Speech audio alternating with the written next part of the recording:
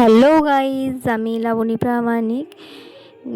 আমি আমার ভিডিওটা একটা গিফট আনবক্সিং করব। যদি এটা গিফট নয়, আমি বানাতে দিয়েছিলাম, সেটা আমি পেয়েছি এবং তার সাথে একটা ফ্রি গিফট ছিল। তো আমি সেটা আনবক্সিং করে তোমাদেরকে দেখাবো এবং আমি যে সমস্ত গিফট জিনিসগুলো করাতে দিয়েছিলাম সেই জিনিসগুলোও তোমাদেরকে একটু দেখাবো। যেহেতু ফ্রি গিফটটা আমি জানতামই না যে কী আছে এর মধ্যে, তো সেটার প্রতি আমি একটু বেশি এক্সাইটেড ছিলাম। তো সেই জন্য আমি প্রথমে ওটা আনবক্স করলাম। তো দেখতে পেয়েছো একটা ক্লিপ ছিল, তো এই ক্লিপটা আমার সত্যিও পছন্দ হয়েছে।